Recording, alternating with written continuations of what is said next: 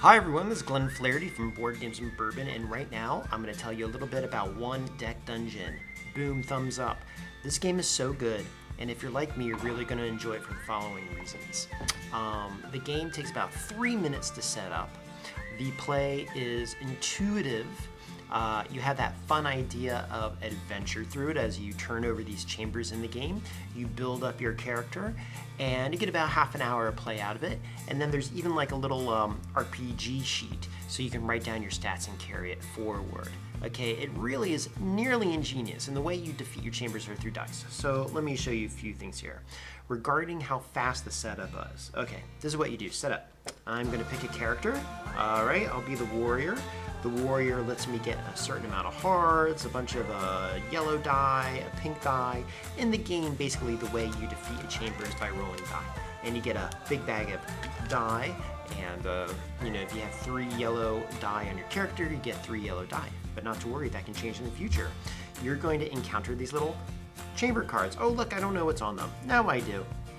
And when you turn it over, basically what you do is it'll say something like, you need 11 points worth of blue here, you need some pink here, something might cause you to lose time in the game. Time is represented by these chamber cards. If you run out, you're out of time. Time is the card itself. You literally take it out.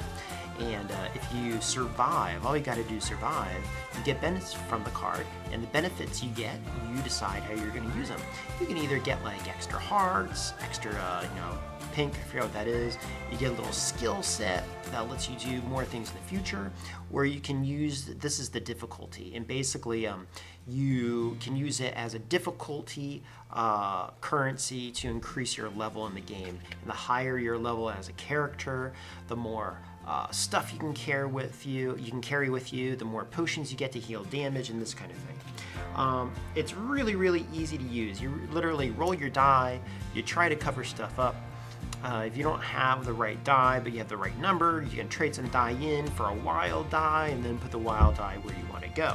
Okay, now, the only takeaway from the game, well, first of all, let me tell you some positives. The art is really cool. When I saw it on Board Game Geek, I wasn't too sold on it, but when I see it in person, it almost reminds me of Red Raven game type of art. It has that quality, and I don't know if this is done on a computer or what the deal is, but there's some intangible quality that I can't quite put my finger on that it reminds me of.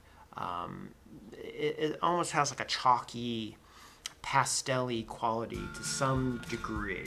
Okay, now, besides the potions and building your characters and all these things, what are the things that I would redo in the future? Well, 2 aspects is you spend the whole game building towards your die. In building this pool, you pull certain skill sets so you can have certain die. And some of the cards don't let you use it. So, like I showed you before, you might have a combat encounter. I know that because there's this little combat symbol. But there's also some over here that have like a trap symbol. And when you roll this little thing up here, it means trap. And when you have that, you can't roll all your die. You have to only roll the color of the die that's here. The reason that's important is because in this kind of thing, you can roll all your die, and even if you have the wrong color, you can trade it in for a wild, and then the wild covers up any color. Here, you don't have that benefit. If I'm reading the rules correctly, you don't have that benefit. Also, you're going to pick a boss to start your game. The boss tells you as you go through the game and you descend the certain challenges you need to face as you blow through the cards. Essentially, every time you complete a deck of cards, you reshuffle and then you go to a new level. That's essentially the idea. But once you get down to the bottom, you flip it over and there's a boss. Whoa! There's a boss. And on the boss, you can't use black die. You can't use wilds. And that's a bummer because you spend your whole game trying to get wilds because they're the best part. This little symbol down here even starts you with some abilities. Is that a big deal? No, not at all. But I think it could have been massaged a little bit better. The numbers on the cards, so you could have used your black die. Now, the great thing about this game, one of my favorite games is Warhammer Quest, the card game. But, Fantasy Flight's not making that anymore because they're not working with a Games Workshop. The good thing about this little dungeon crawl here is that they already have some new additions coming out for it. So I think like on February 7th, they're going to be putting out like a new character or a dungeon, something, and you can get on the beta testing list to work with it.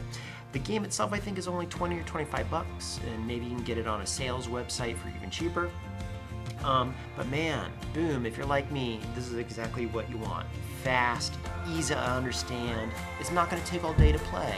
I can't tell you how much I'd like to have this experience but not be locked in all day. Sometimes I just want to do it before my wife gets home, or if I'm up late at night by myself, or if it just tickles my fancy. So, okay, once again, that is one deck dungeon. I think you're going to have a good time with that, okay? All right, thanks, guys. I hope this helped. Talk to you soon.